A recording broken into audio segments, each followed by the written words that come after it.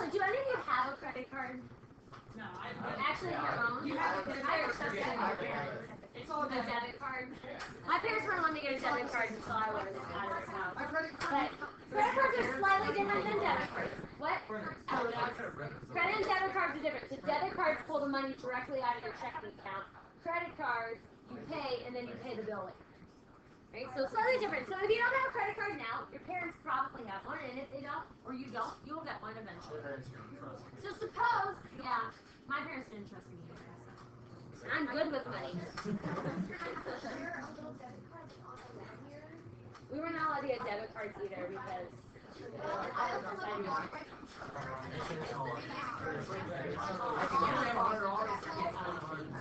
Alright, so eventually you're going to get a credit card. Now it says credit cards. We're going to investigate interest specifically around credit cards today. But interest is really important if you especially don't pay your credit card bill on time. So if you are not financially responsible, then understanding how this works a little bit might maybe benefit you later in life. So suppose you charge $1,000 on a credit card. And the credit card charges 12% APR. APR is called the annual percentage rate. So that's the amount of interest. So if you don't pay your bill, they charge you 12% more the next time. But they charge you more money. Right? We want to find the account balance after 5 years. Alright, so let's set up an equation. We're going to pull out our calculator and find the amount after 5 years. So let's write the equation. Y equals. How much money do you start with? If you're writing an exponential here. 1,000. Now if you have a percent increase of 12% for your interest every year, how would you write that as the growth rate? 1.12. Alright. And how much did the exponent be for 5 years? 5. Alright, that's easy. I want you to type that into your calculator and tell me to the nearest cent, because we're using money here, how much money would you owe after a year if you do not pay your credit card bill? We're going to use dollars here, so I'll put dollar sign. No.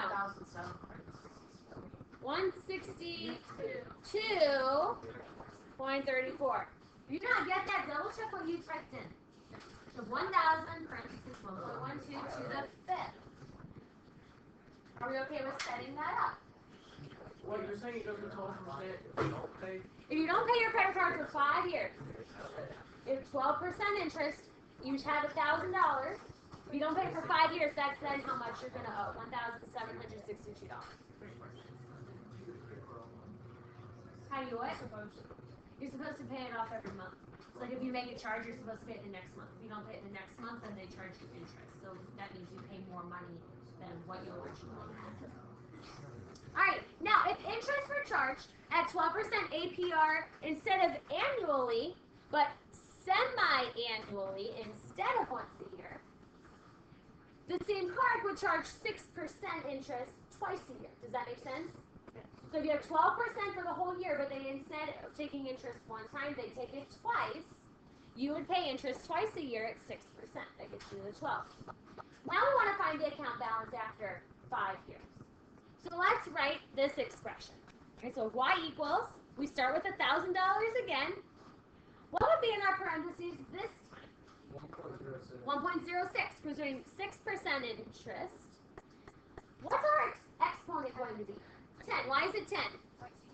Twice a year times 5. So I'm going to write 2 times 5 there, but you could put 10. But I'm just going to do 2 times 5 because it's twice a year for 5 years. I want you to type that into your calculator. Feel free to use 10 as your exponent. How much money would you then owe the credit card company after 5 years?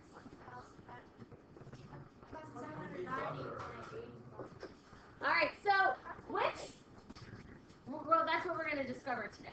Which one of these options is better for you as the customer? The top one, right? Because if they charge interest once a year, you only have to pay after 5 years $1,762. But what's better for the credit card company? The bottom one, because they get more money out of you if you don't pay back. So now, as we investigate farther, there's a pass for you on the table there. Alright, just lay it down, I'll grab it. Now, we're going to talk about some stuff with interest. So instead of just There's all these different like ways you can divide up a year. You can say something happens annually, semi-annually, quarterly, monthly, weekly, daily. We'll get to some of those tomorrow, but let's figure out which interest is better for the credit card company and which one's better for you. So if you have something charged annually, how many times a year is that going to be? Once. If you have something that happens semi-annually, how often is that? What about quarterly? 4. That'd be every 3 months, so there's 4 times, 4 quarters. What about monthly? 12. So we're going to deal with the same scenario, right? You charge your credit card $1,000. Now, you have 12% APR, so 12% interest for the entire year. If you only charge that interest one time, the interest is going to be 12%, right? You charge 12% one time if it's an annual rate. We just did semi-annual. If you have that 12 interest split 2 times, how much interest do you pay each? 6%. All right, well, what if you had that 12 split quarterly? 3%. What if the 12% is split monthly? 1%. So that would be 1% interest every month, which adds up to 12. Well, let's write an equation. Right? Each of these is going to have its own equation for the number, or for the amount of money you would owe after X years. So we're not using 5 right now, we're just using X. So for example, for annual, we did this one. We have Y equals 1,000. That's what we started with. And 1.12, because you have 12% interest. And just after X years would be just to the X power. Now look up above. We already found this answer. If I use that equation, how much money did you owe the credit card company after 5 years? 1,762.34.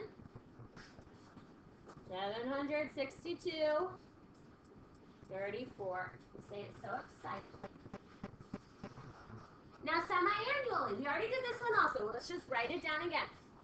The equation here is Y equals 1,000. Now what will go in your parentheses for this one? 1.06. And what is your exponent for X years? 2X, because you take interest 2 times a year for X years. And we said, we already calculated this one for 5 years. We said you would owe $1,790.85 after 5 years. So continuing that pattern, if you took interest quarterly, again, this starts off the same, $1,000. What would be in our parentheses this time? 1.03. And what would our exponent be if it happens 4 times a year? 4x. So I want you to take your calculator and figure out what is the interest, or not interest, what is the total amount you would owe after 5 years if they took interest 4 times a year. How much money? So you put 5 in for x and make your exponent 20, or 4 times 5. 1,000 something. Double check your calculator. 806. Yeah. Double check what you typed in, Maddie. What's your exponent?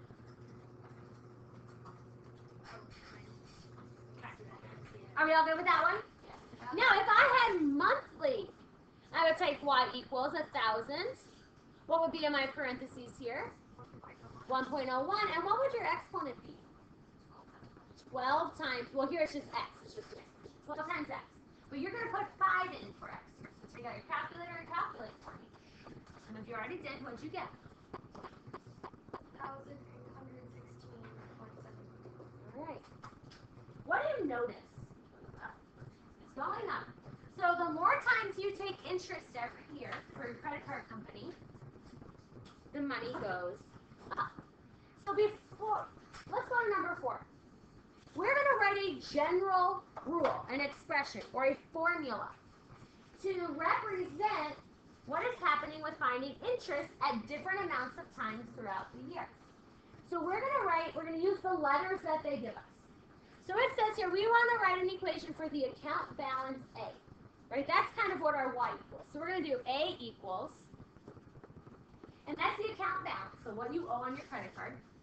After T years, says you have an initial charge P. P is for principal. Where do you think P is going to go if I'm writing an exponential? if that's the amount you start with, that should be the first thing you write. P times something in parentheses here. Right? Does that make sense so far? P is for principal. Now, we have a rate, which is R, and N, which is the number of times per year, and a T we still haven't used. R, N, and T. Well, what do you notice is in each one of these parentheses? There's a rate, but what else though is in there? What's in front of all those rates? A 1. So we got to start with a 1. We at least have to have 1 plus something. That's technically what we did, right? We did 1 plus 1%. Would you agree with that? 1 plus 3%. So 1 plus something. How did we find these percentages, the decimals after? What did we do? Think about R, which is the rate, and the number of times per year. How did you get 1% from the 12%? If you started with 12% APR, how'd you get 1% per monthly? Divided it by 12. So here, if I take my rate, what we did was we took our rate and we divided it by the number of times per year that you were going to take interest. So for quarterly, you took your rate of 12% and divided it by 4. That got us the 3. So that's what this little fraction means. Now we need an exponent. We need something with time. But did I just have t as my exponents here? No. What do you think I should do with that t here to make it the accurate exponent? nt or tn, either one. I'm going to do nt. That equation is what we've created up above. It looks a little bit more complicated though if you have a bunch of letters here. Now here's the thing, that formula is going to be really important for us. You do not have to memorize that, but you'll have to know how to use it. You'll have to know what all the letters mean. In reality, credit cards charge interest monthly. So every month you get a bill, and if you don't pay your bill, they charge you interest for the next month. So if I had to adjust this equation to be credit card specific, what would change? What would be the stuff that changes specifically for a credit card that takes interest monthly? At the N, what would N be? 12. So to be credit card specific, this means the amount that you owe is equal to the principal, which is the starting amount, not principal like principal, but PLE. 1 plus the rate divided by 12 to the 12t. That's your credit card specific formula for interest rate. Now this is not just any kind of interest. If you flip your paper over, this is something called compound interest. Right? So there's simple interest, which is just what we've done in the past, like 3% increase, 5% increase. Compound interest is calculated, it says, on the initial amount. And compound, what does compound mean? What do you think it means? Together? Okay. What? I don't know the word you're saying. Combine. Oh, combined. Yeah, kind of. Like it happens over and over. It accumulates the interest. So it doesn't just take interest one time.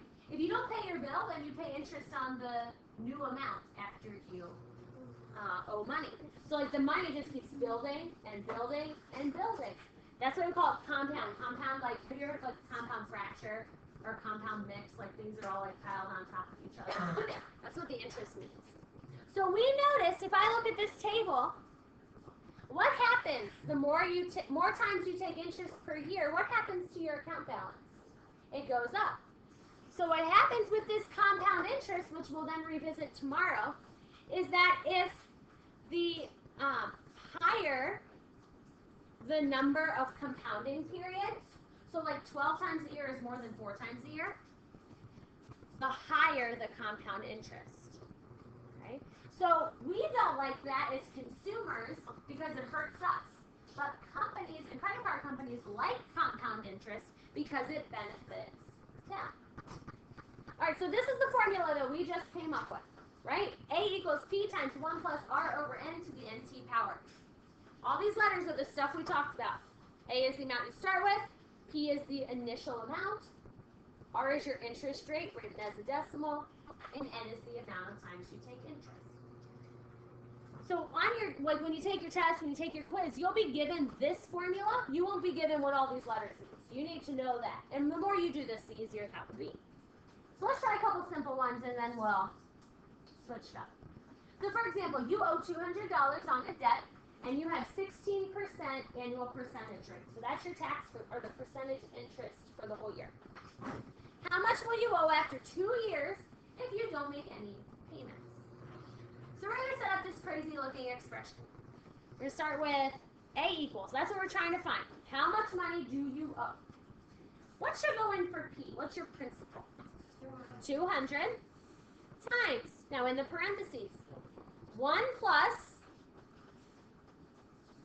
what's the rate?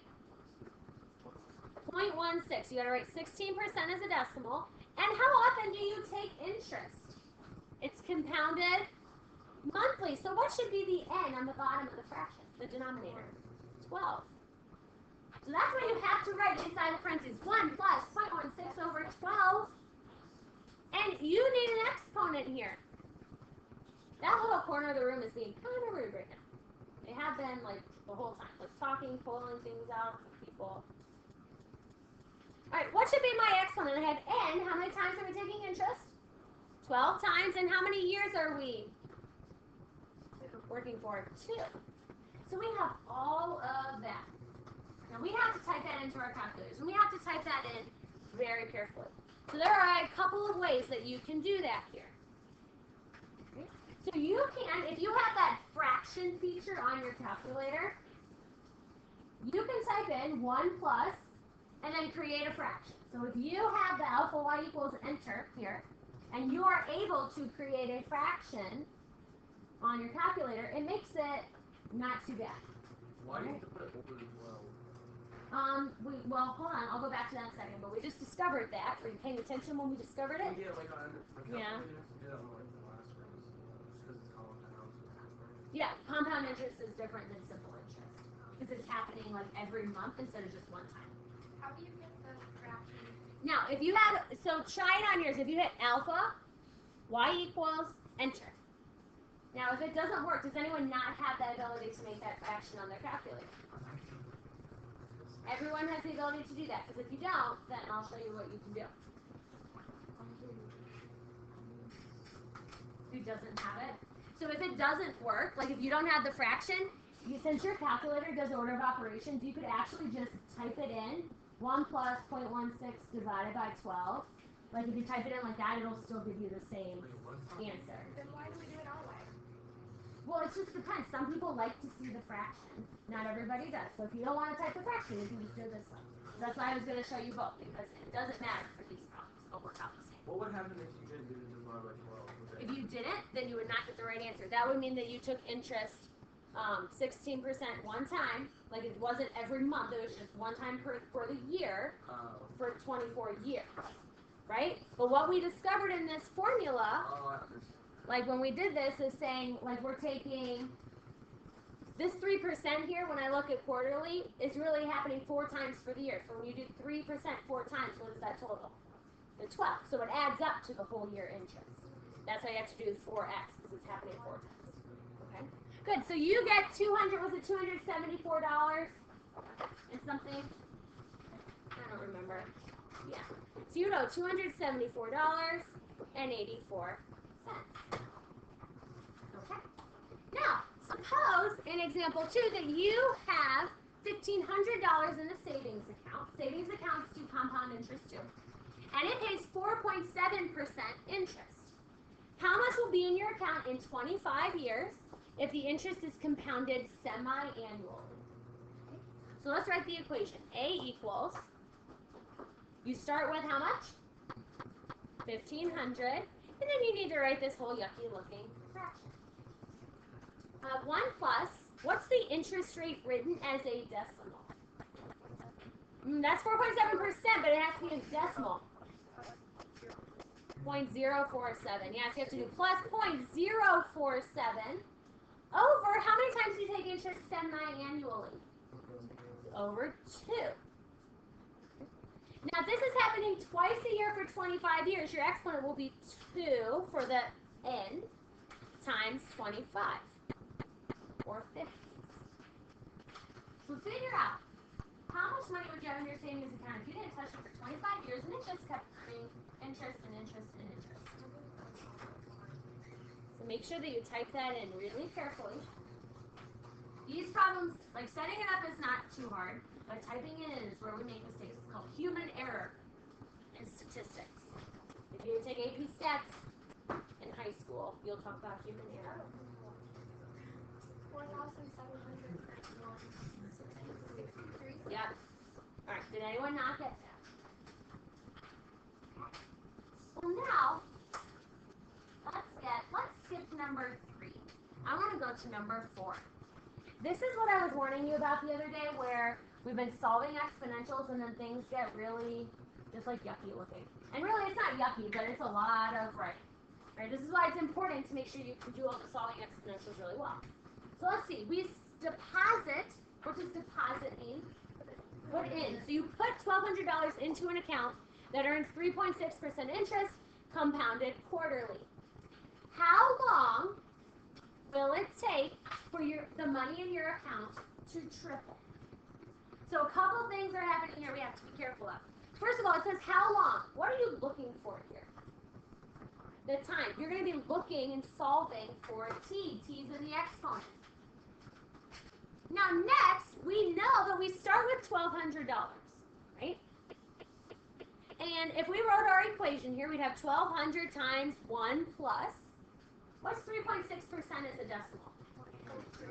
0.036 over 4 for quarterly. And what would our exponent be here? 4t. Okay, and now it says we need to figure out what this equals so that we can solve it. If I want the amount to triple, I have to figure out if I start with 1,200, what's the triple of what I started with?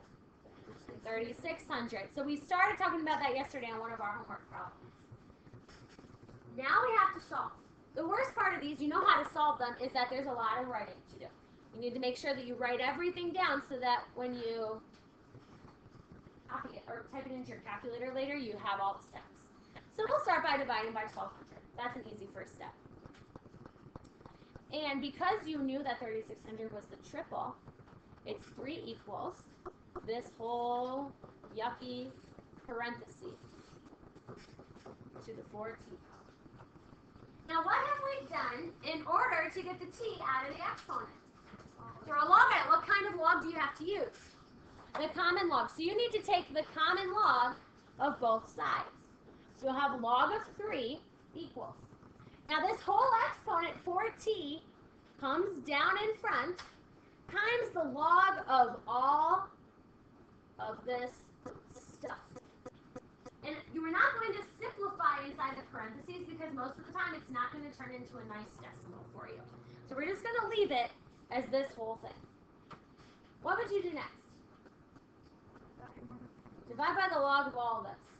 So this is where it just gets to be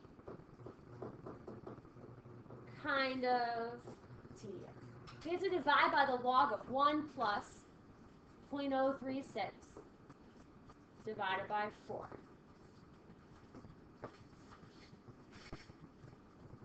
And those cross off. Now I'm going to save myself some writing because I have to do this again next period. So I'm just going to erase here. How would I then get t by itself? You would then divide by 4. So you take this whole fraction, hit enter, and then divide it by 4. It doesn't look pretty, but it'll give you what you want. So I want you to very carefully take out your calculators and see if you can find, and I think it wanted to 3 decimal places, how many years would it take you until your money got to $3,600?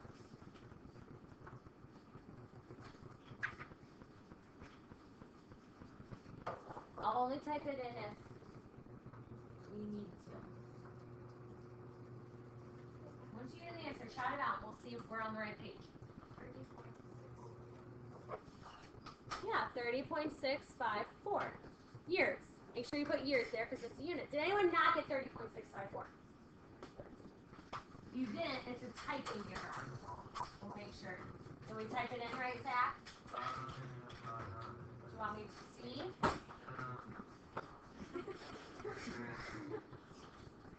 You do log of 3, close the parenthesis, divided by log of this whole thing, close the parenthesis.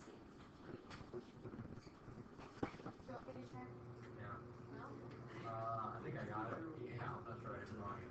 Okay, now, I'm not going to do the next one for now. Yeah, no, I did what I did. However, I want to set up the equation at least. We don't necessarily have to solve it right now, but I want to set this up. How long does it take to double an investment if you have an interest rate of 0.92% compounded monthly? So this one is a little bit theoretical, not crazy theoretical, but do we know how much money we invest? No. So what should we maybe let it be? We'll just leave it for P. We'll say we invest P amount of dollars, right? It's hypothetical. We want to know how long in general would it take to double your initial amount. So if I doubled an investment of P, what would I write that it equals? 2P. So I want to double my initial investment, and I need to set up that interest rate. So I have 1 plus. Now if I have a rate of 0.92%, what is that as a decimal? 0.0092. So I have to do 1 plus 0.0092 divided by 12. And what would your exponent be here? What's n? 12 times t. I want to know how long. Well, it doesn't look great right now because we have p's on both sides, but what is really nice about what happens when you divide by p here? The p's go away on both sides, right? So you end up with 2 equals this crazy looking set of parentheses, but then it works out in the same fashion. So what would you take on both sides? The log. So you'll take the log of 2 equals 12t times the log of this interest rate. Okay.